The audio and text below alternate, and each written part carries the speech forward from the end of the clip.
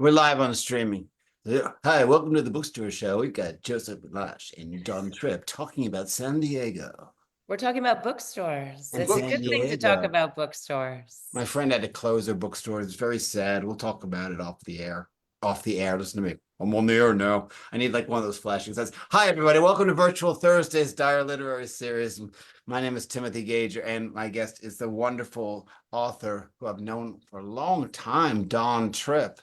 So let's see what we can say about. Let's show people the website. Let's do that. Ta-da. There we are. So Don's novel Jackie is being promoted all over the place, and it's getting some great reviews and great exposure because, you know, when we're not getting paid, it's, as they say it for artists, we're giving you great exposure. But if you want to find out more about Don, it's Don Tripp, TRIPP.com, and you can find out all about her. There she is, best-selling author of the biographical novels Jackie and Georgia, and that's Georgia O'Keeffe, a finalist for the New England Book Award, winner of the Mary Lynn Kotz Award for Art and Literature, praised by the Washington Post, the Boston Globe, the Christian Science Monitor, and others. You can read this yourself. It's really, really like fascinating, and this is like you know, she's the real deal. So I'm going to turn it over to Don Tripp, and she can tell us and read us a little bit from Jackie. So what would you like to know? And how much would you like to know? How about you read for like 5 minutes and we'll do the Q&A, and I'd like to know everything. So, you know, we'll start on page 1. Like, what was your writing process for page 1? And we'll get to the end of the book. All right. Well, I'm not going to start at the very beginning of the book. So I'm not going to read the prologue, but I will read from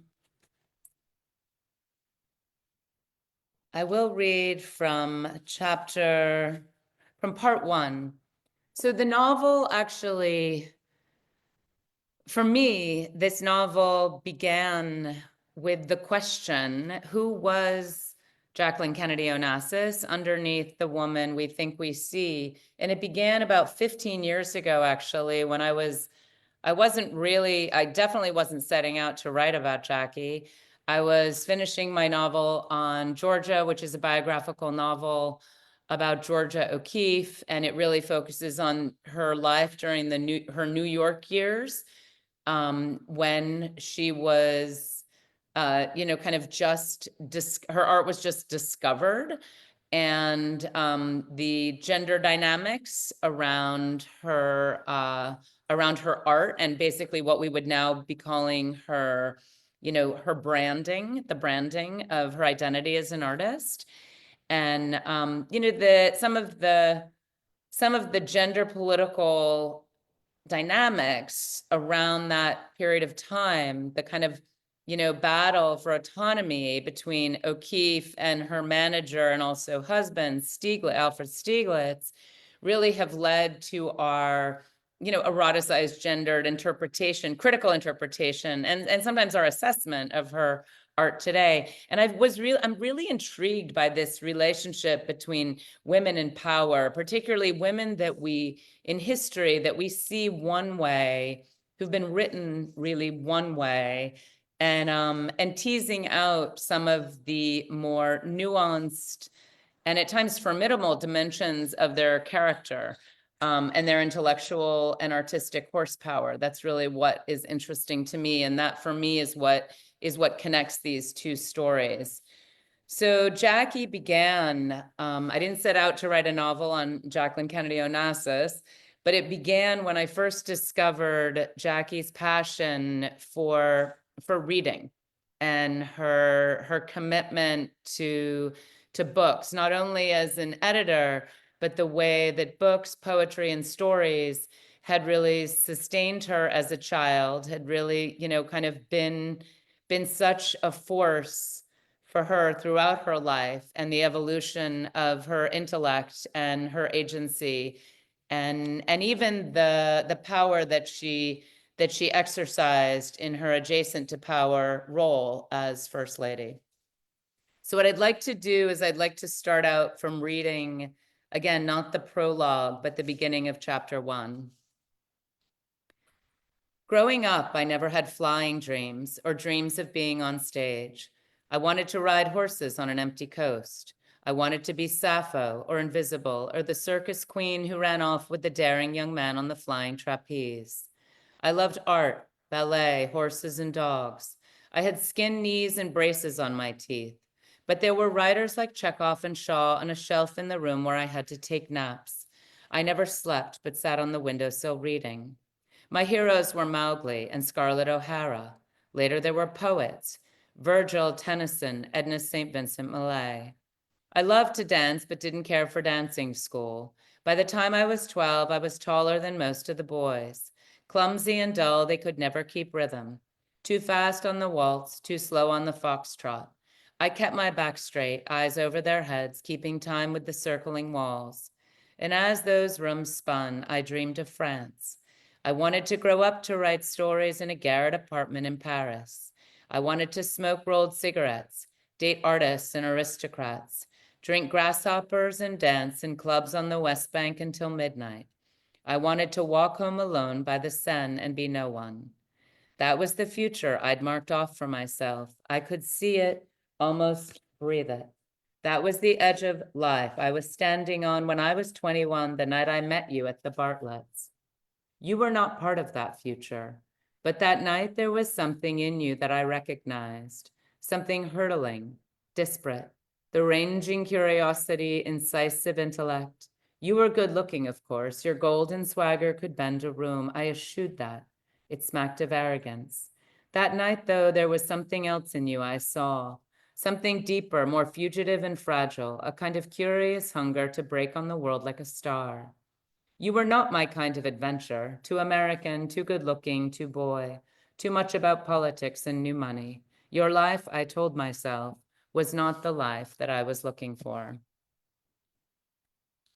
So I'm going to stop there. I'm going to pause there, and I can read a little bit more later if that's what we decide is right. Okay. Well, I wasn't expecting you to stop so soon. I wasn't all ready to. Usually, I have this nice smooth transition where I add my spotlight, and so and then my production team was a little bit slow. So tell me a little bit about Jackie. Does the entire book work its way in first-person narrative, or does it switch out? I know some of the answers to these questions, but just for folks that are watching.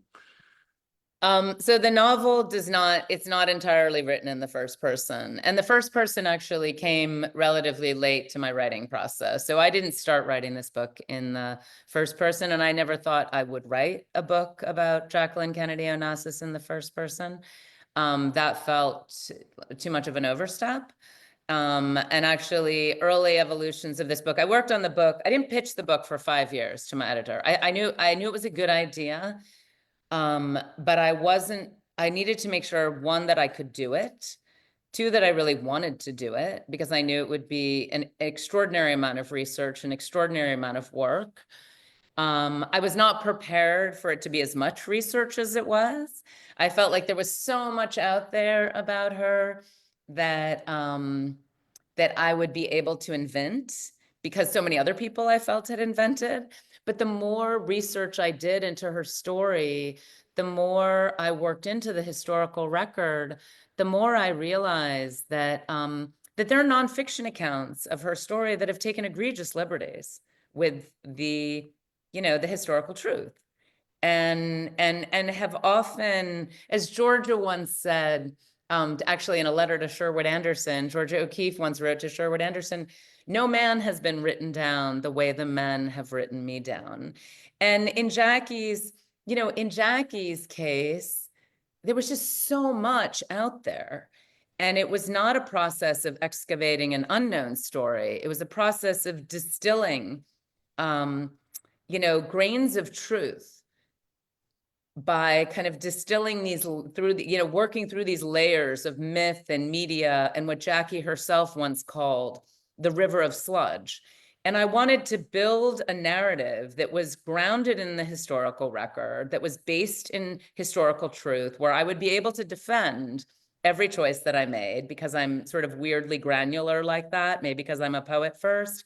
But I wanted to be able to kind of defend and tether, every every piece, every page, or every, turn of dialogue or turn of event, I wanted to tether it back to an historical account. But I wanted to build a narrative that really, where the narrative drive was about the evolution of her intellectual life, because she was brilliant. And that isn't always where we've chosen to shine the light. And that was the more research I did into her story, the more I read over 100 books. I spent hours and hours and hours, like weeks, on, at the JFK Library archives and online archives, which are an incredible resource. And I spent a lot of time with photographs and like short video films, and many that are in the public domain, some that are not, but you can access them through the library archives, because I really wanted to create a portrait, of this woman that focused on her erudition, that focused on the fact that she bit her nails and read Niebuhr for fun, that she, that she smoked to the extent that she, had yellow, her fingertips were stained yellow and she had to wear gloves, and her extraordinary passion and commitment as a mother, and really her, her relentless passion for lifelong learning, and the fact that she spoke, 4 languages. Like we don't always know that. Sometimes we think a lot about her hair. We think a lot about her clothes. And those were not dimensions of her that were as intriguing to me as the fact that she used style not just as a form of, creative expression and art, but as a form of armor in order to kind of deflect the spotlight, because she was someone who at one point when and this again was, something was it, and, in the historical record, where she was someone who, she didn't like being on the pedestal. And at one point when, there was a headline that said, Jackie comes off her pedestal, she remarked to a friend, well, at least I hope at this time they get all the screws out. Did you ever consider, when you were starting this book, making it into a nonfiction book? And if that crossed your mind, why did you shoot it down? That's such a great question.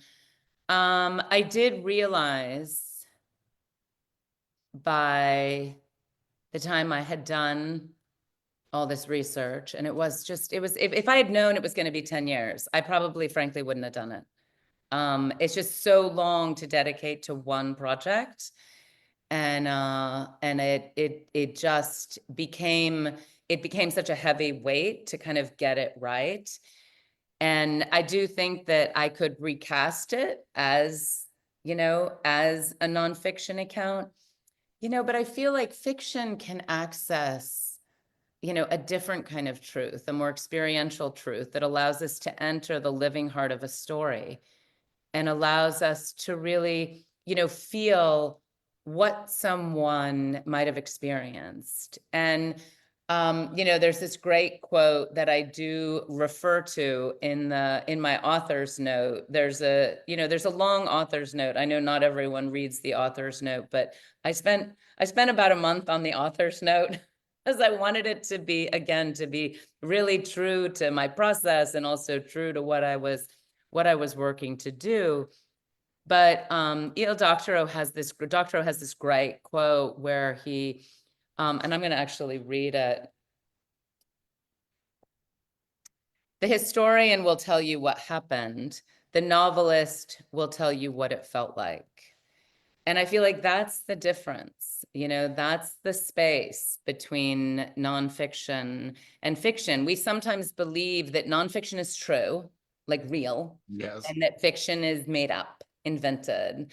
But that's not really always the case, because even historical accounts, they're an interpretation too, depending on the selection of facts, the elision of facts, how facts are arranged, and where most essentially to me, where the emphasis is placed. Now, Jackie is such an iconic figure. Did anyone criticize you, or like you're doing a Q&A at a bookstore somewhere in middle America, people, for lack of a better terms, come after you? No, Okay, good. No. All right. Yeah. So what? And I'm So, also really, I mean, I'm comfortable fielding hard questions because I feel like that's part of why it took me so long, you know, is because when you're writing about someone that, I mean, like an icon and also someone whose experience, whose private experience was and has been and has continued to be so public that people almost feel like they have ownership, which is really interesting to me. Like I had someone say to me, well, you know, you just, her voice, the voice of the novel, you know, it's not the way she really sounded, you know, and what's interesting to me there is that people who knew her say that the voice she used in her interviews, in her public appearances, was not her real voice. wow. So like this idea that there's one person that has a corner on the truth, I mean, that's a fallacy. I did feel a profound obligation to honor the writings, and there's not a lot, the writings and transcribed interviews of with Caroline and her perspective on her mother and as well her father. Her writings and her interviews were really essential to me as I was building the story. So let's jump into it's almost as if Jackie's life takes place in modern times, the whole modern spotlight. So if her story took place here in 2024, how do you think it would have changed her? How do you think she would have evolved? I don't think her story would have taken place as it did in 2024. I Um, mean, there's just no, you have to remember, like at that time, you know, her husband's, you know, Jack's affairs, um, which she was aware of when she went into the marriage. But Jack's affairs were an open secret. Yes, but they weren't in the news until like they weren't at all in the news until the 80s. Like we can't calibrate that. and what It's was the, go ahead. So I'm just curious, like, what do you mean, like her story? You mean who she So was, here's this. So here's who an she was, who icon. she was as an intellect? I just don't think who she was. I mean, she was so smart.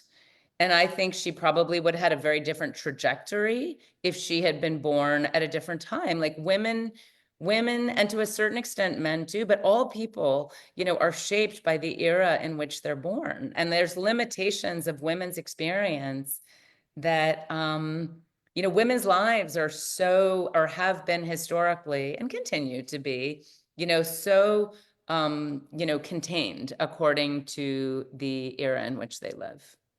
Yeah, I remember very clearly when she remarried how the negative press of her remarriage in the New York Times, it was just pretty much awful at the It time. was Now, unbelievable. Yeah.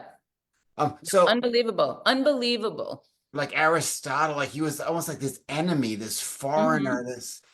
But what was the most interesting fact you uncovered that you didn't know that kind of like blew your head off? You know, the most shocking thing that I discovered in this whole process, and I really, it's not what I expected, and it would have been a lot easier to write the book if it wasn't the case, is that I really think that she and Jack were in love. And that was, I wasn't expecting to find that. Um, I wasn't expecting to find that. It would have been a lot easier to write the book if that had not been true. And I think they were young. I think they were in the early stages of a really complicated marriage. And but in the wake of his assassination, there are so many accounts. It's actually heartbreaking. So many accounts of people who were with her, who reported her saying again and again and again in the weeks and months afterwards, we had just begun to figure everything out. Oh, that's so And sad. that's wrenching. And he turned to a friend of his in the last year of his life. And, you know, kind of in that joking way he often had, he said, you know, there's only one woman in this world I could have married, and I married her. And it's like those little tiny stories and granular bits that you find they're explosive because they change your whole, not only your whole expectation of these, your whole understanding of these people, but also they kind of, they destabilize your own, kind of your own bias, right? That you're going in with. And it made building the relationship much more challenging for me. You had a very, very heavy workload touring and promoting this book. So maybe how many different states, how many different readings, how many nights out of the 7 on the average were you working promoting the book, and how many nights did you have off? I saw your schedule. It was a big schedule. I mean, still a big schedule, It's, but you have there's this period of time, right, where you work for years. We work alone. We work as writers alone. And then, you have this window after a book is out in the world, and you have the chance to, you write alone, readers read alone, but during this period of time where a book is out in the world, particularly in the early months, like the first 6 months or the first year, you have a chance to really connect with readers, and it's not, so we talk about it in terms of touring or events or, presentations, but that's not what it is. For me, it's about connecting with readers. And it's sometimes connecting with other writers and other people who are engaged in, in wrestling with creative work on the page. And that's exhilarating. The opportunity to connect that way and hear about other people's, hear other people's questions, people's experiences of the book, people's apprehensions about the book, people's apprehensions about their own work, what they're struggling with in their own stories or their own publications. Like, that's really interesting to me. And it's a very brief window, in that, like, novelists have this kind of odd relationship to time, right? A year is like a week for us. So on your tour, I know that, what was your favorite stop? Of course, yes, you love all of your children, but what was the stop that you made, had the most fun, was the most surprising? It just really was like a wonderful place to read. And again, I'm going to give you such an unsatisfying answer. Oh, come on. Yeah, no, it's because each one, the beauty of it being so personal is each one is so markedly different, right? Like, you find the nuances that make each one unique, whether it is a really large event that feels very intimate, whether it's a large event where you have a lot of support. Each one, I had an event yesterday at, it was down at the Dunes Club in Narragansett. It's for an organization, the General Federation of Women's Clubs, and it's the Women's Club of South County, and it's in Rhode Island, and it's their annual book and author luncheon. And I hadn't done an event for, I think, probably about a week and a half. So It's a long time for you. Shush you. I had to pull together, I sort of decided I would, pull together some specific remarks. And then I was having a conversation before the event with the booksellers, Wakefield Books, and Bob, Michelle, and Sue. They kind of asked me a question, and I wound up telling them the story that it was a story that was like, it's not where I started. It's not where I started writing, but it's where the story really started for me. And they're like, oh no, you have to tell that story. Like, you should tell that story today. And so I just went totally off script, and I used my time to tell a story completely extemporaneously. And it was fantastic. And I feel like when you can let those events be almost, kind of an experience of, remember, I'm Quaker, right? So it's like this experience of revelation where you're engaging in a very open and authentic way. And it's a real connection with the temperature in the room, with the people in the room, with the kind of what you can feel in the room. I think it matters. Now, how exciting would it be to get the Penn New England Award at the Kennedy Library? You're so I mean, it's not far, I mean, it's a very realistic thing. You know, I think it's always incredible to be recognized for your work. I also think there are so many New England writers this year who've published that are many of them debut novelists or debut writers, and they're phenomenal. And so I just think there's a lot of books out there that that should be recognized for awards. Like, and I guess I've won a number of awards in my kind of 25-year career, which is, it's so hard to believe. It's been a quarter of a century, but in my 25 years of publishing, it's, you know, and I just feel like I love it when books are recognized, but I also know that, you know, when a book is recognized, it doesn't mean that other books are not just as, you know, relevant. I think the thing that's meant so much to me about Jackie is that readers have really loved it. And that has mattered to me. I've never had a book, even, you know, books that have won awards in the past. I've never had a book where I have such a positive, consistently positive reader response. And I think that really matters. That has been, you know, really meaningful to me. Now, is there a point, since you know you worked with, you know, your book on Georgia O'Keeffe, and here's your book on Jackie, that you know you had interest and you had the like of the person to start the book. Did you ever fall in love with them in the middle of the process?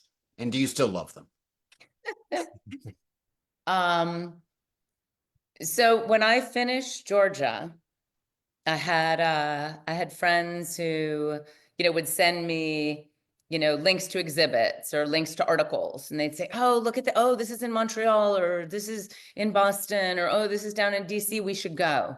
Or, "Oh, you'd really be interested in this." And I was like, "Nope, all set." Like all set. Like like 6 years, all, and then like, you know, an extensive tour for Georgia too, both for hardcover and paperback, all set. Jackie, though, she's still really, really interesting to me. She's really, really interesting.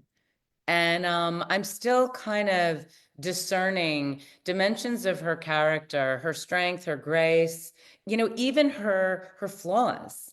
And something that also was fascinating to me. Here's another little detail that was so intriguing to me.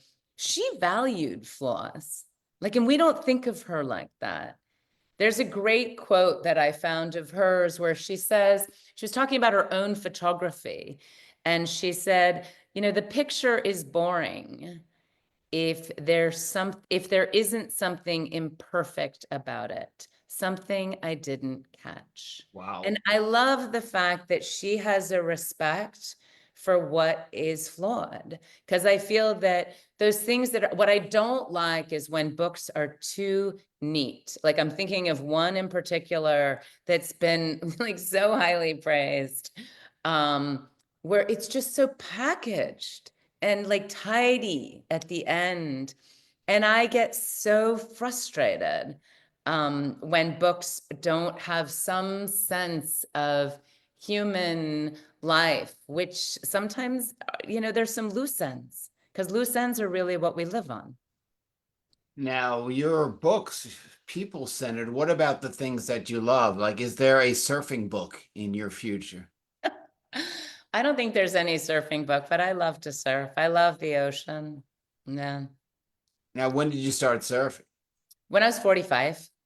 Wow, that's Yeah, so I've been an open water swimmer since I was young, and you know, I've been in the water since I was tiny. My dad is a huge swimmer, and so I learned to swim like very early on. I've always been super comfortable in the ocean, but I never wanted to deal with a board. I always felt like it kind of, you know, got in the way.